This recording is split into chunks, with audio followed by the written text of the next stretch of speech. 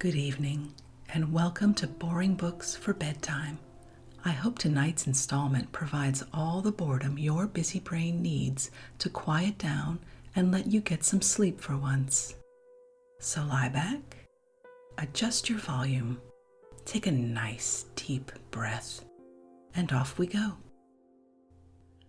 This evening we're returning to a curious little volume we started way back in May.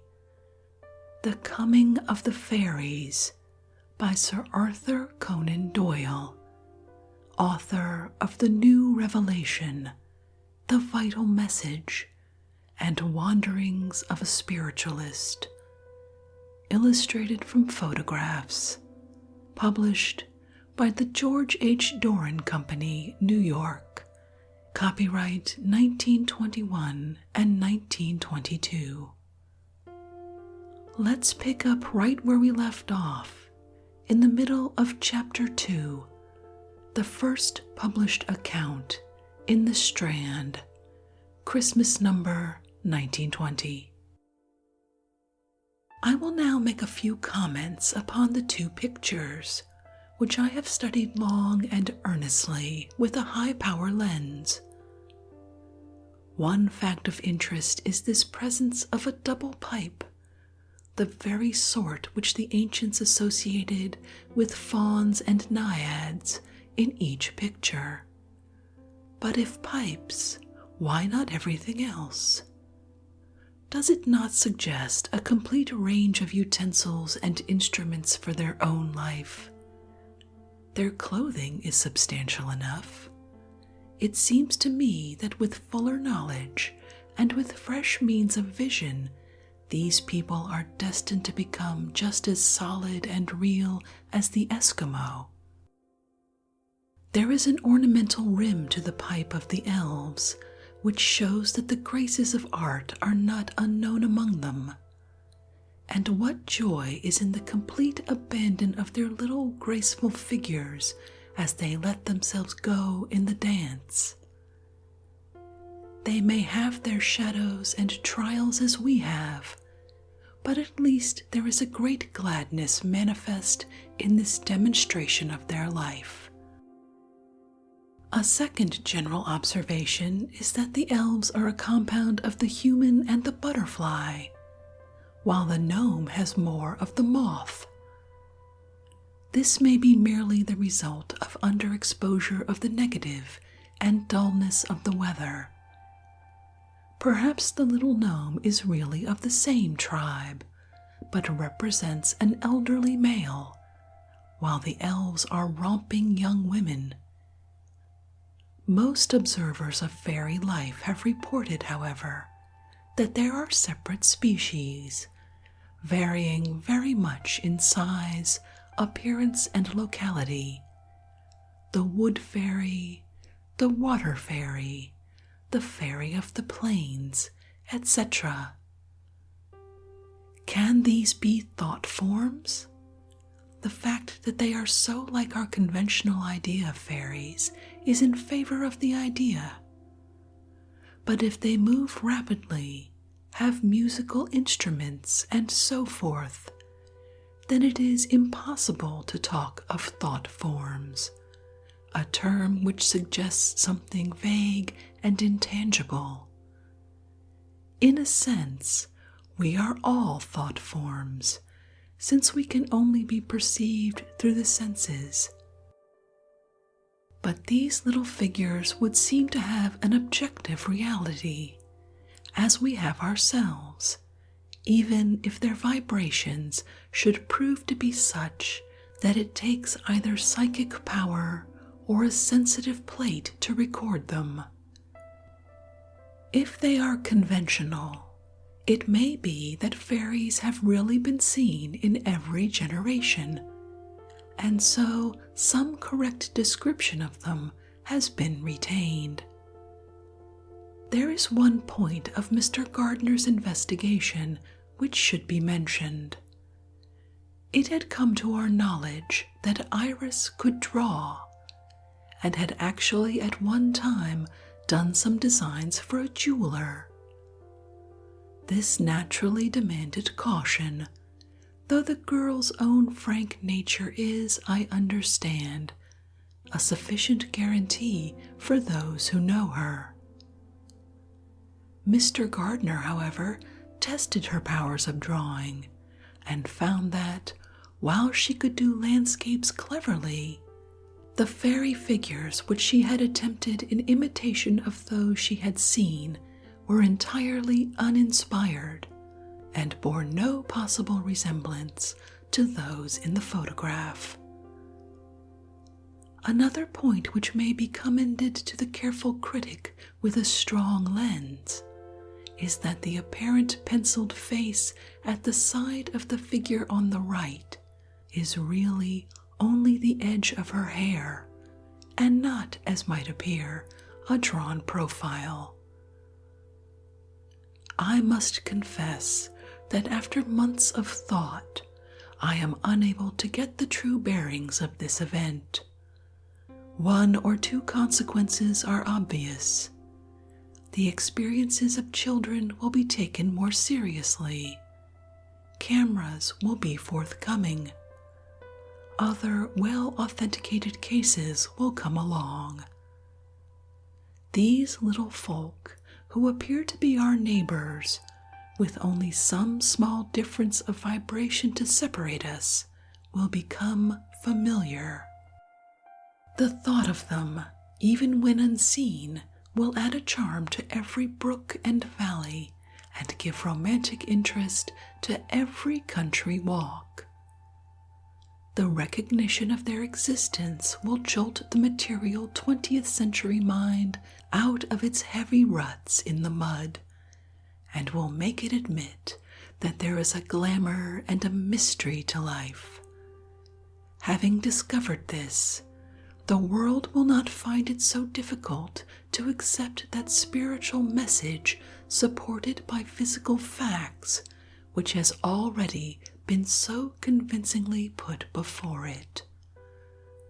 All this I see, but there may be much more. When Columbus knelt in prayer upon the edge of America, what prophetic eye saw all that a new continent might do to affect the destinies of the world? We also seem to be on the edge of a new continent, separated not by oceans, but by subtle and surmountable psychic conditions. I look at the prospect with awe. May those little creatures suffer from the contact, and some Las Casas bewail their ruin. If so, it would be an evil day when the world defined their existence. But there is a guiding hand in the affairs of man, and we can but trust and follow. Chapter 3. Reception of the first photographs.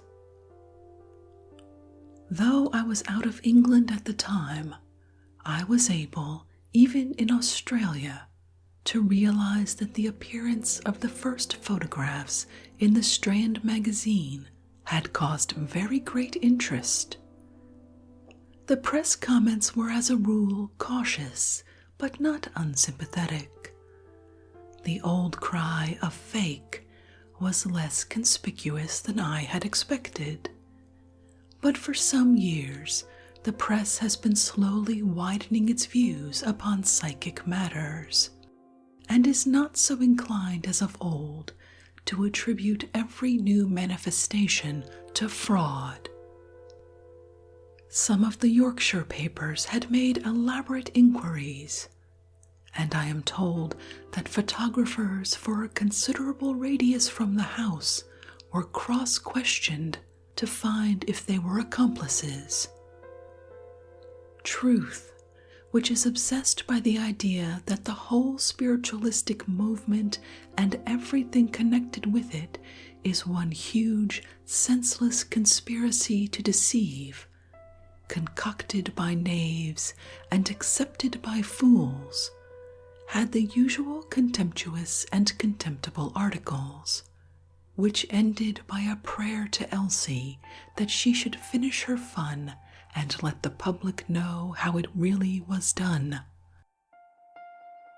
The best of the critical attacks was in the Westminster Gazette, who sent a special commissioner to unravel the mystery, and published the result on January 12, 1921. By kind permission, I reproduce the article. Quote, "Do fairies exist? Investigation in a Yorkshire valley. Cottingley's mystery. Story of the girl who took the snapshot." The publication of photographs of fairies, or to be more explicit, one photograph of fairies and another of a gnome, playing round children, has aroused considerable interest not only in Yorkshire, where the beings are said to exist, but throughout the country.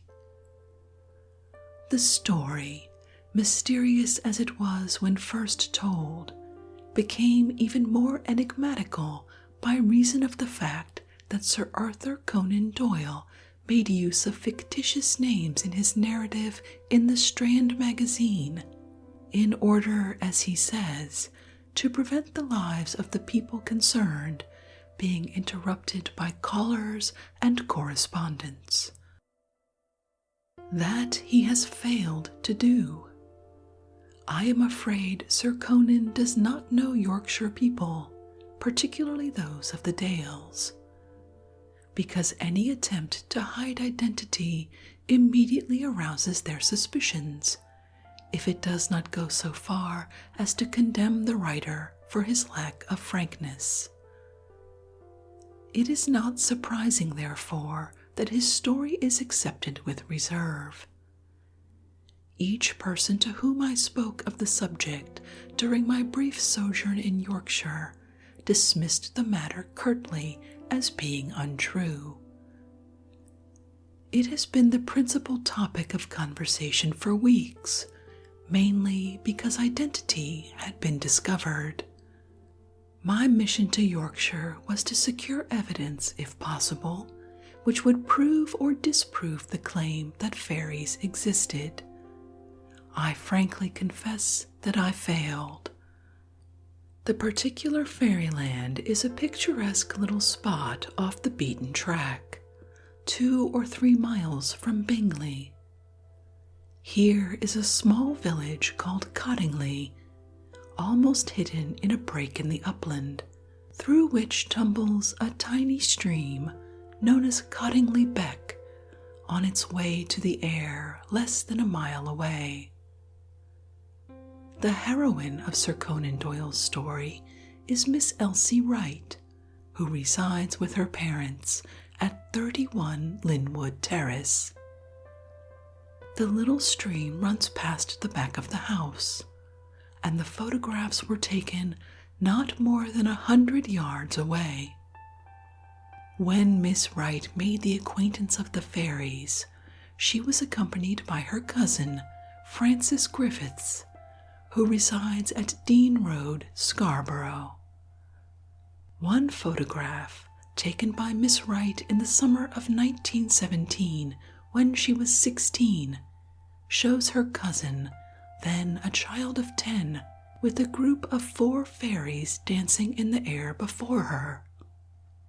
And in the other, taken some months afterwards, Elsie, seated on the grass, has a quaint gnome dancing beside her. There are certain facts which stand out clearly, and which none of the evidence I was able to obtain could shake. No other people have seen the fairies, though everybody in the little village knew of their alleged existence. When Elsie took the photograph, she was unacquainted with the use of a camera, and succeeded at the first attempt. The girls did not invite a third person to see the wonderful visitors, and no attempt was made to make the discovery public. First, I interviewed Mrs. Wright, who, without hesitation, narrated the whole of the circumstances without adding any comment. The girls, she said, would spend the whole of the day in the narrow valley, even taking their lunch with them, though they were within a stone's throw of the house. Elsie was not robust and did not work during the summer months, so that she could derive as much benefit as possible from playing in the open. She had often talked about seeing the fairies, but her parents considered it was nothing more than childish fancy and let it pass.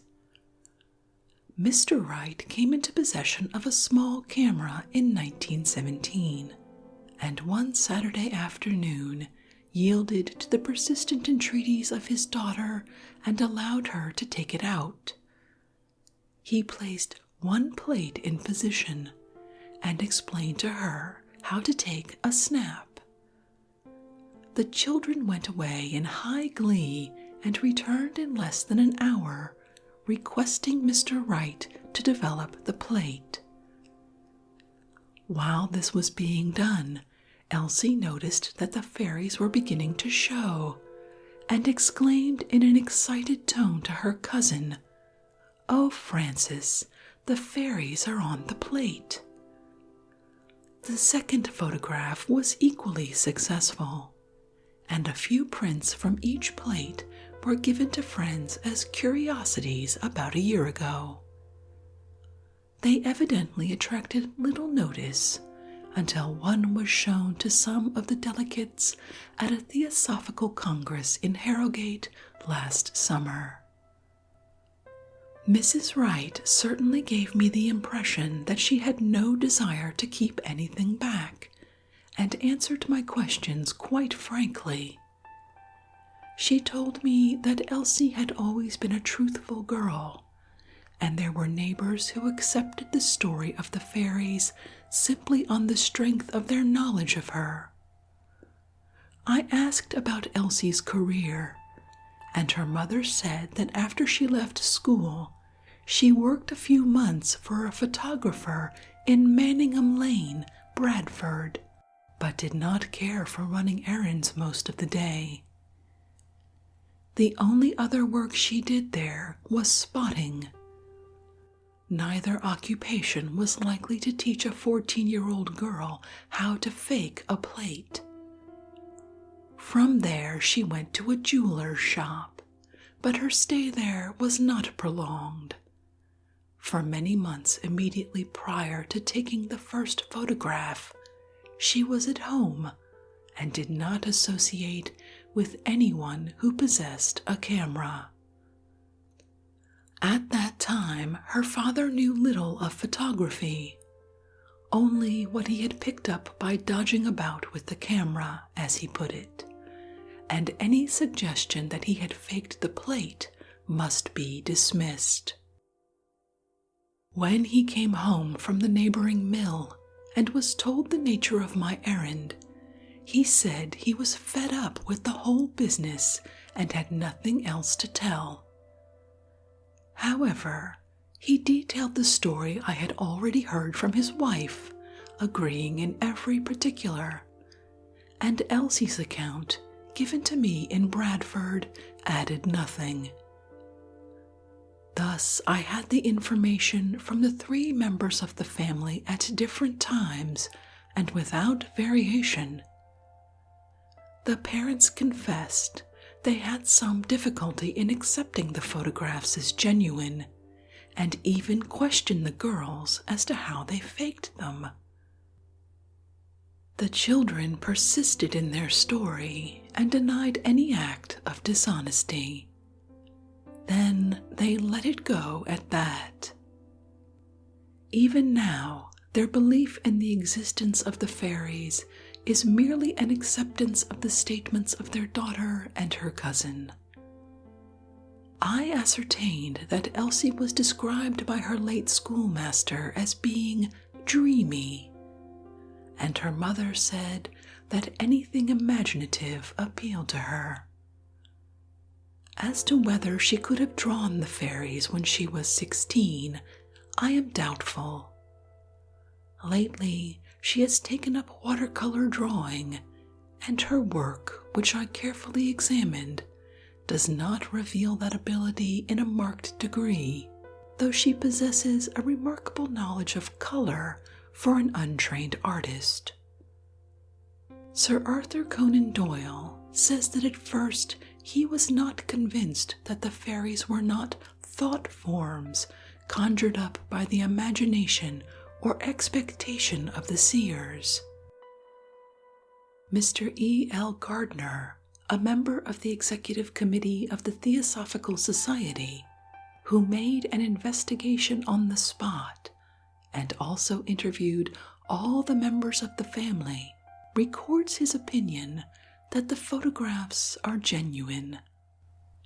Later in the day, I went to Bradford, and at Sharp's Christmas card manufactory saw Miss Wright. She was working in an upper room and at first refused to see me, sending a message to the effect that she did not desire to be interviewed. A second request was successful, and she appeared at a small counter at the entrance to the works. She is a tall, slim girl with a wealth of auburn hair, through which a narrow gold band circling her head was entwined. Like her parents, she just said she had nothing to say about the photographs, and singularly enough used the same expression as her father and mother. I am fed up with the thing. She gradually became communicative and told me how she came to take the first photograph. Asked where the fairies came from, she replied that she did not know. "Did you see them come?" I asked, and on receiving an affirmative reply, suggested that she must have noticed where they came from. Miss Wright hesitated and laughingly answered, "I can't say." She was equally at a loss to explain where they went after dancing near her, and was embarrassed when I pressed for a fuller explanation. 2 or 3 questions went unanswered, and my suggestion that they must have simply vanished into the air drew the monosyllabic reply, "Yes." They did not speak to her, she said, nor did she speak to them. When she had been with her cousin, she had often seen them before. They were only kiddies when they first saw them, she remarked, and did not tell anybody. But, I went on, it is natural to expect that a child, seeing fairies for the first time, would tell its mother. Her answer was to repeat that she did not tell anybody. The first occasion on which fairies were seen, it transpired, was in 1915. In reply to further questions, Miss Wright said she had seen them since and had photographed them, and the plates were in the possession of Mr. Gardner. Even after several prints of the first lot of fairies had been given to friends, she did not inform anybody that she had seen them again. The fact that nobody else in the village had seen them gave her no surprise. She firmly believed that she and her cousin were the only persons who had been so fortunate, and was equally convinced that nobody else would be. If anybody else were there, she said, the fairies would not come out. Further questions put with the object of eliciting a reason for that statement were only answered with smiles and a final significant remark. "You don't understand." Miss Wright still believes in the existence of the fairies, and is looking forward to seeing them again in the coming summer. The fairies of Cottingley as they appeared to the two girls, are fine weather elves. As Miss Wright said, they appeared only when it was bright and sunny, never when the weather was dull or wet. The strangest part of the girl's story was her statement that in their more recent appearances, the fairies were more transparent than in 1916 and 1917, when they were rather hard. Then she added the qualification, "You see, we were young then." This she did not amplify, though pressed to do so. The hitherto obscure village promises to be the scene of many pilgrimages during the coming summer. There is an old saying in Yorkshire, "I'll believe what I see," which is still maintained as a valuable maxim. End quote. The general tone of this article makes it clear that the commissioner would very naturally have been well pleased to effect a coup by showing up the whole concern. He was, however, a fair-minded and intelligent man, and has easily exchanged the role of counsel for the prosecution to that of a tolerant judge. It will be observed that he brought out no new fact which had not already appeared in my article, save the interesting point that this was absolutely the first photograph which the children had ever taken in their lives. Is it conceivable that under such circumstances they could have produced a picture which was fraudulent and yet defied the examination of so many experts?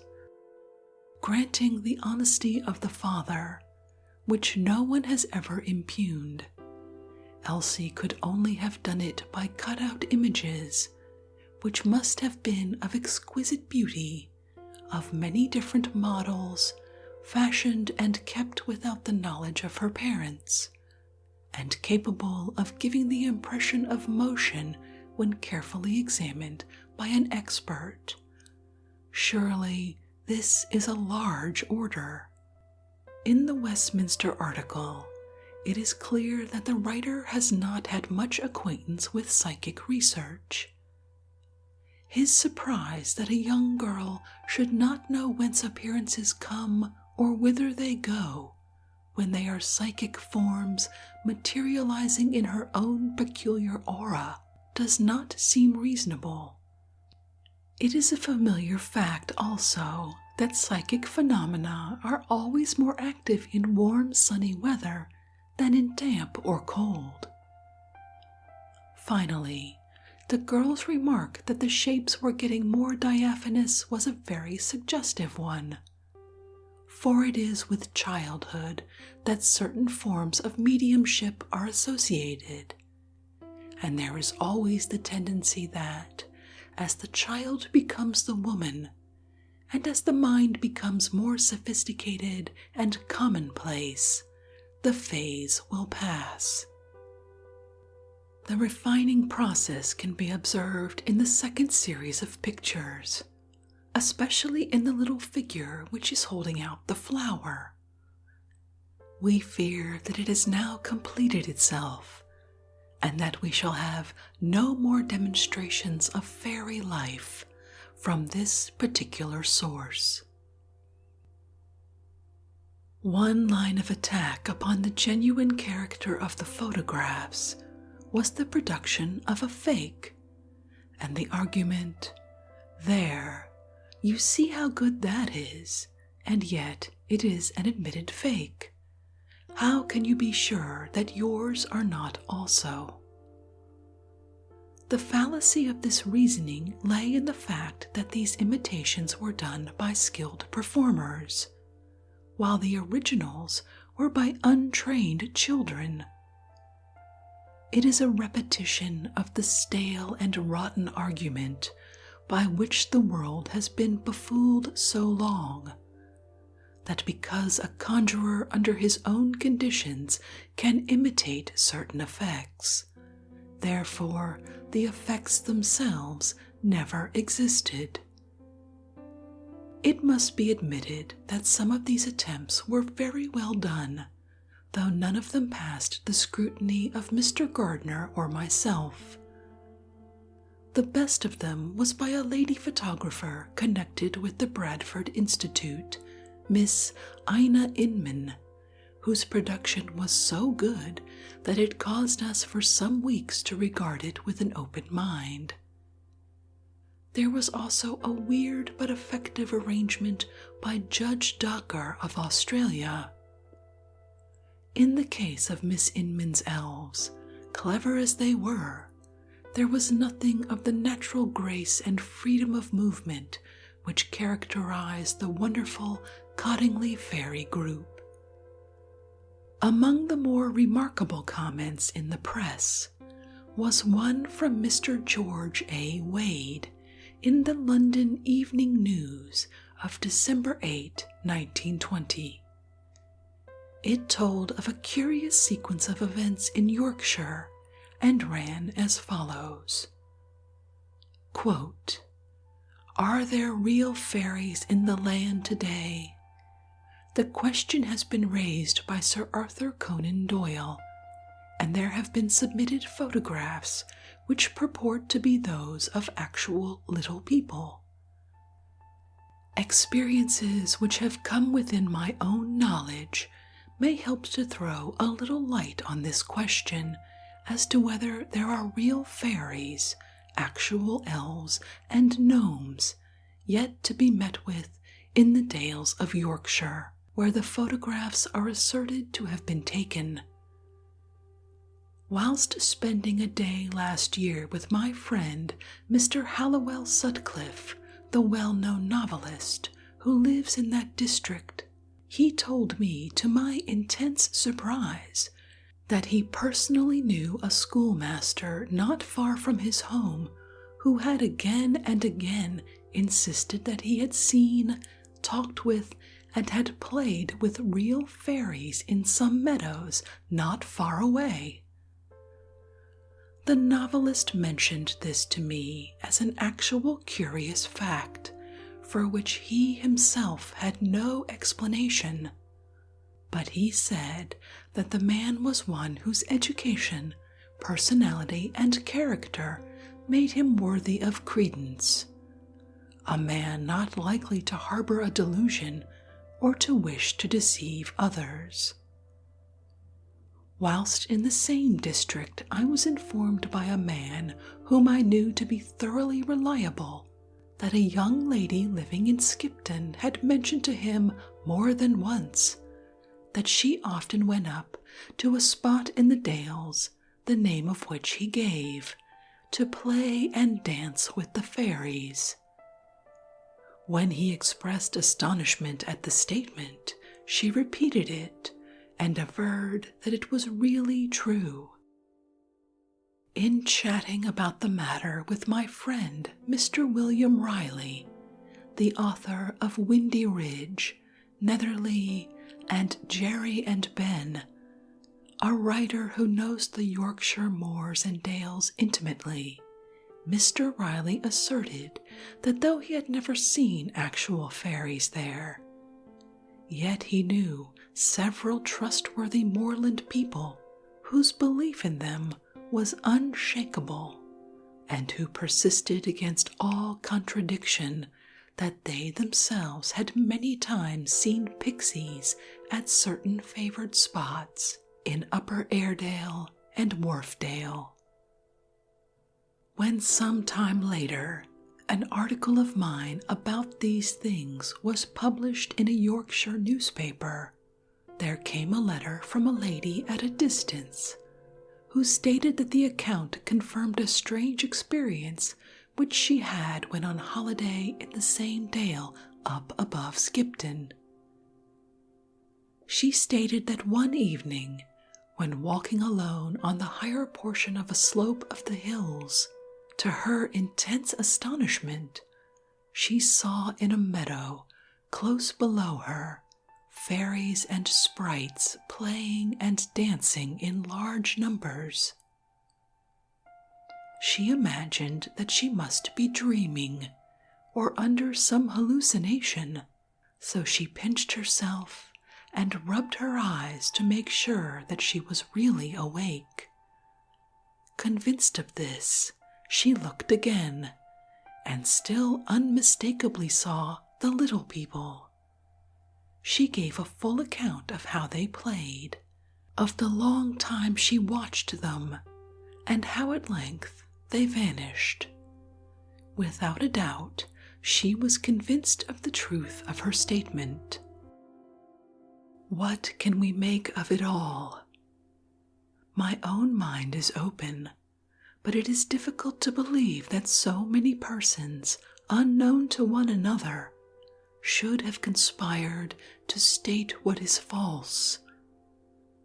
It is a remarkable coincidence, if nothing more, that the girls in Sir Arthur Conan Doyle's account, the schoolmaster mentioned by Mr. Sutcliffe, the young woman who came from Skipton, and the lady who wrote to the Yorkshire newspaper, should all put the spot where the fairies are to be seen almost within a mile or two of one another. Are there real fairies to be met with there? End quote. The most severe attack upon the fairy pictures seems to have been that of Major Hall Edwards, the famous authority upon radium in the Birmingham Weekly Post. He said, quote, Sir Arthur Conan Doyle takes it for granted that these photographs are real photographs of fairies, notwithstanding the fact that no evidence has so far been put forward to show exactly how they were produced. Anyone who has studied the extraordinary effects which have from time to time been obtained by cinema operators must be aware that it is possible, given time and opportunity, to produce by means of faked photographs almost anything that can be imagined. It is well to point out that the elder of the two girls has been described by her mother as a most imaginative child who has been in the habit of drawing fairies for years, and who for a time was apprenticed to a firm of photographers. In addition to this, she has access to some of the most beautiful dales and valleys, where the imagination of a young person is easily quickened. One of the pictures represents the younger child leaning on her elbow upon a bank, while a number of fairies are shown dancing around her. The child does not look at the fairies, but is posing for the photograph in the ordinary way. The reason given for her apparent disinterestedness in the frolicsome elves is that she is used to the fairies and was merely interested in the camera. The picture in question could be faked in two ways. Either the little figures of the fairies were stuck upon a cardboard, cut out and placed close to the sitter, when, of course, she would not be able to see them, and the whole photograph produced on a marked plate, or the original photograph without fairies may have had stuck on it the figures of fairies cut from some publication. This would then be rephotographed, and if well done, no photographer could swear that the second negative was not the original one. Major Hall Edwards went on to remark that great weight had been placed upon the fact that the fairies in the photograph had transparent wings, but that a tricky photographer could very easily reproduce such an effect. It is quite possible, he observed, to cut off the transparent wings of insects and paste them on a picture of fairies. It is easy to add the transparent wings of large flies and so arrange them that portions of the photograph can be viewed through the wings and thus obtain a very realistic effect. It has been pointed out that although the fairies are represented as if they were dancing, in fact, they are definitely stated to be dancing. There is no evidence of movement in the photographs. An explanation of this has been given by the photographer herself, who has told us that the movements of the fairies are exceedingly slow and might be compared to the retarded movement films shown in the cinemas. This proves that the young lady possesses a very considerable knowledge of photography. Millions of photographs have been taken by operators of different ages, children and grown-ups, of country scenes and places which, we have been taught, are the habitats of nymphs and elves. Yet until the arrival upon the scene of these two wonderful children, the image of a fairy has never been produced on a photographic plate. On the evidence, I have no hesitation in saying that these photographs could have been faked. I criticize the attitude of those who declared there is something supernatural in the circumstances attending the taking of these pictures, because, as a medical man, I believe that the inculcation of such absurd ideas into the minds of children will result in later life in manifestations of nervous disorder and mental disturbances. Surely, young children can be brought up to appreciate the beauties of nature without their imagination being filled with exaggerated, if picturesque, nonsense and misplaced sentiment." End quote. To this, Mr. Gardner answered, quote, "Major Hall Edwards says no evidence has been put forward to show how they were produced. The least a would-be critic should do is surely to read the report of the case. Sir Arthur Conan Doyle is asserted to have taken it for granted that these photographs are real and genuine. It would be difficult to misrepresent the case more completely. The negatives and contact prints were submitted to the most searching tests known to photographic science by experts, many of whom were frankly skeptical.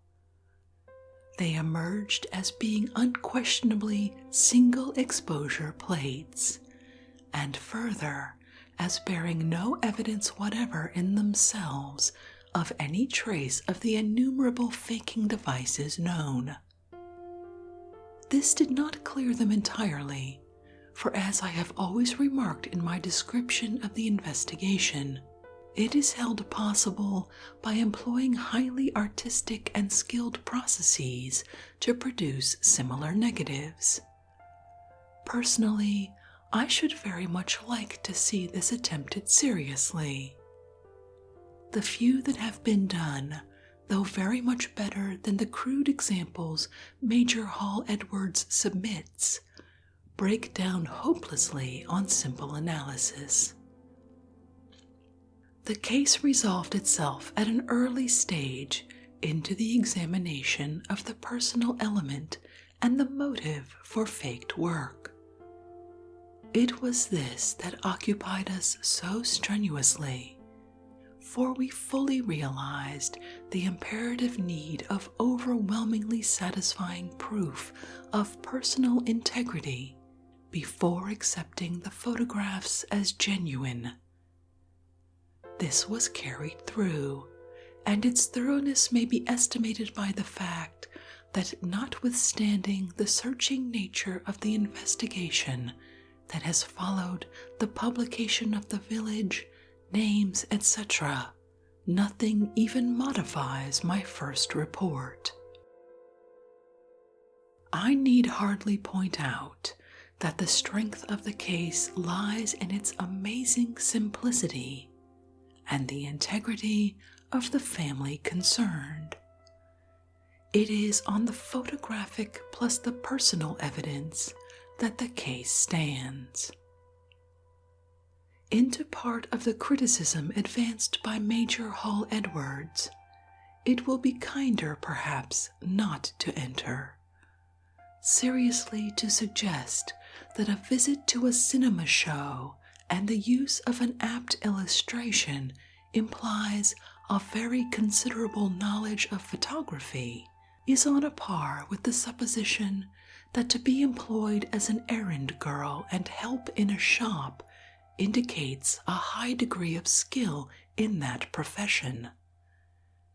We are not quite so credulous as that, nor were we able to believe that two children, alone and unaided, could produce in half an hour a faked photograph of the type of Alice and the Fairies. End quote. In addition to this criticism by Major Hall Edwards, there came an attack in John a London from the distinguished writer Mr. Morris Hewlett, who raises some objections which were answered in Mr. Gardner's subsequent reply. Mr. Hewlett's contention was as follows, quote, "The stage which Sir Arthur Conan Doyle has reached at present is one of belief in the genuineness of what one may call the Carpenter photographs, which showed the other day to the readers of the Strand magazine two ordinary girls in familiar intercourse with winged beings, as near as I can judge, about 18 inches high. If he believes in the photographs, two inferences can be made, so to speak, to stand up.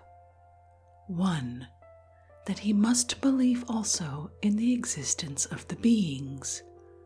Two, that a mechanical operation, where human agency has done nothing but prepare a plate, focus an object, press a button, and print a picture, has rendered visible something which is not otherwise visible to the common naked eye.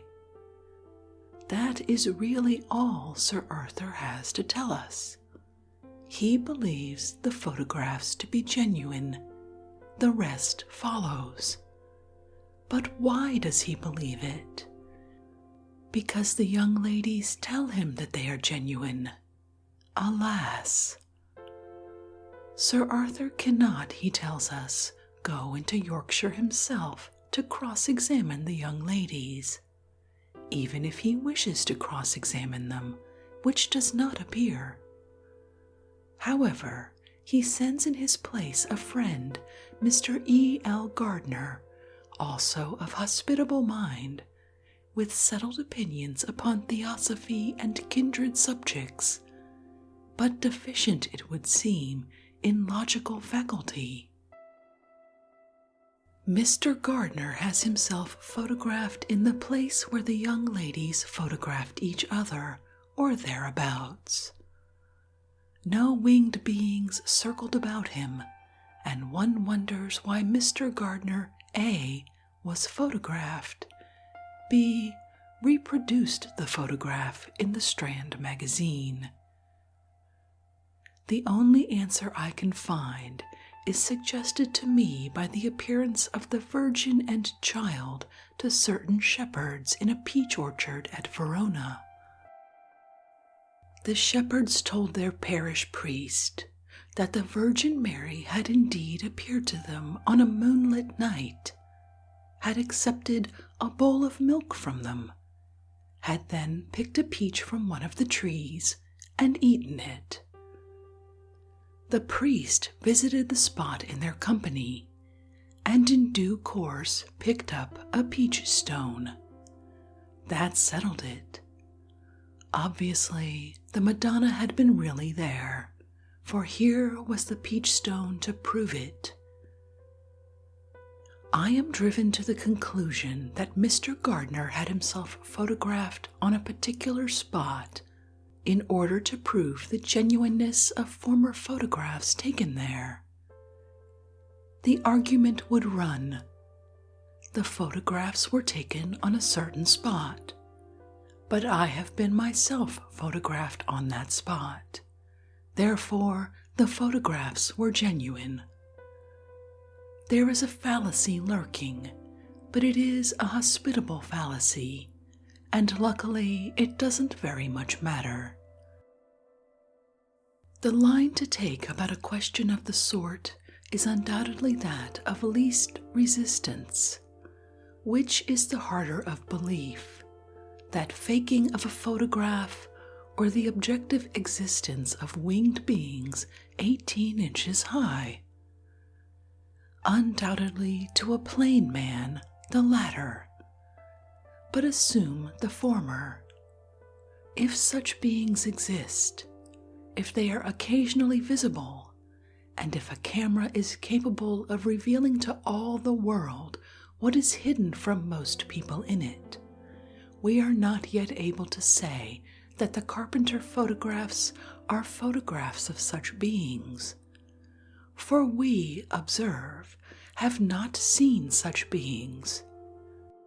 True, but we have all seen photographs of beings in rapid motion, horses racing, greyhounds coursing a hare, men running over a field, and so on. We have seen pictures of these things, and we have seen photographs of them, and the odd thing is that never by any chance does the photograph of a running object in the least resemble a picture of it. The horse, dog, or man, in fact, in the photograph does not look to be in motion at all, and rightly so, because in the instant of being photographed it was not in motion. So infinitely rapid is the action of light on the plate that it is possible to isolate a fraction of time in a rapid flight and to record it. Directly you combine a series of photographs in sequence and set them moving, you have a semblance of motion exactly like that which you have in a picture. Now, the beings circling round a girl's head and shoulders in the Carpenter photograph are in picture flight and not in photographic flight. That is certain. They are in the approved pictorial or plastic convention of dancing. They are not well rendered by any means. They are stiff compared with, let us say, the whirling gnomes on the outside wrapper of Punch. They have very little of the wild, irresponsible vagary of a butterfly, but they are an attempt to render an aerial dance, pretty enough in a small way. The photographs are too small to enable me to decide whether they are painted on cardboard or modeled in the round, but the figures are not moving. One other point, which may be called a small one, but in a matter of this sort, no point is a small one. I regard it as a certainty, as the other plainly is. If the dancing figures had been dancing beings really there, the child in the photograph would have been looking at them, not at the camera. I know children. And knowing children, and knowing that Sir Arthur Conan Doyle has legs, I decide that the Miss Carpenters have pulled one of them. Meantime, I suggest to him that epics are born, not made. End quote. To which Mr. Gardner replied in the following issue: I could have wished that Mr. Morris Hewlett's somewhat playful criticism of the genuineness of the photographs of fairies appearing in the Strand Magazine Christmas number had been more clearly defined. The only serious point raised is the difference between photographic and pictorial representation of motion, Mr. Hewlett maintaining that the latter is in evidence in the photographs. With regard to the separate photographs of the sights, surely the reason for their inclusion is obvious.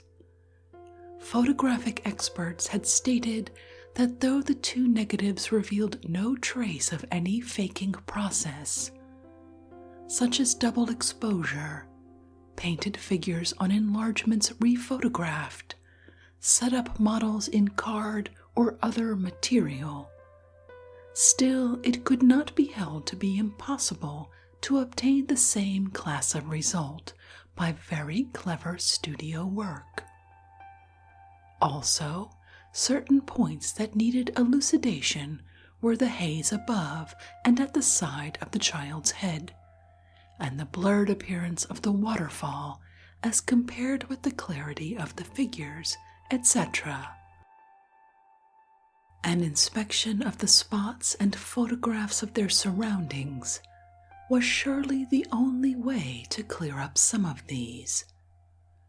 As a matter of fact, the waterfall proved to be about 20 feet behind the child, and hence out of focus. And some large rocks at the same distance in the rear, at the side of the fall, were found to be the cause of the haziness. The separate photographs, of which only one is published of each place, confirm entirely the genuineness of the sights, not the genuineness of the fairies. In commenting on the photography of a moving object, Mr. Hewlett makes the astonishing statement that at the instant of being photographed, it is not in motion. I wonder when it is, and what would happen if a camera was exposed then. Of course the moving object is in motion during exposure, no matter whether the time be a 50th or a millionth part of a second, though Mr. Hewlett is by no means the only one to fall into this error.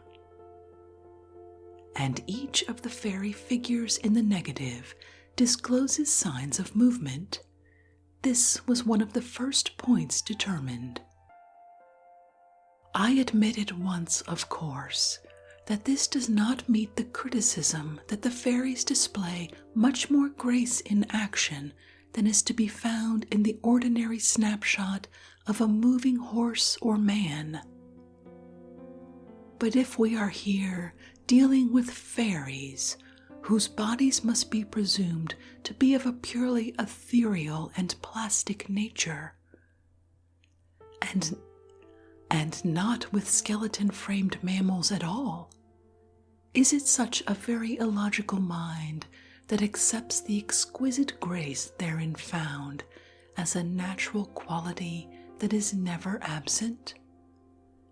In view of the overwhelming evidence of genuineness now in hand, this seems to be the truth. With regard to the last query raised, the child looking at the camera instead of at the fairies, Alice was entirely unsophisticated respecting the proper photographic attitude. For her, cameras were much more novel than fairies, and never before had she seen one used so close to her. Strange to us as it may seem, at the moment it interested her the most. Apropos, would a faker, clever enough to produce such a photograph, commit the elementary blunder of not posing his subject? End quote. Among other interesting and weighty opinions, which were in general agreement with our contentions, was one Mr. H. A. Stadden of Goodmayes, a gentleman who had made a particular hobby of fakes in photography. His report is too long and too technical for inclusion, but under the various headings of composition, dress, development, density, lighting, poise, texture, plate, atmosphere, focus, halation, he goes very completely into the evidence, coming to the final conclusion that when tried by all these tests, the chances are not less than 80% in favor of authenticity.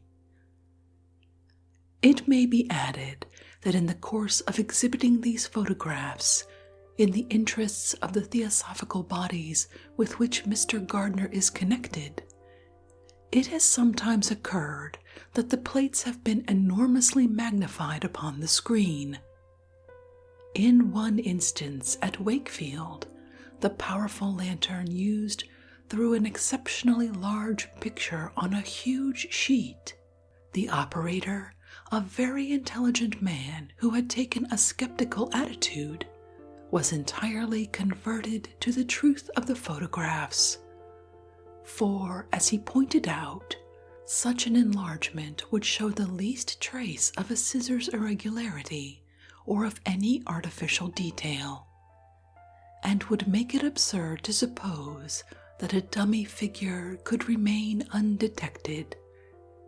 The lines were always beautifully fine and unbroken.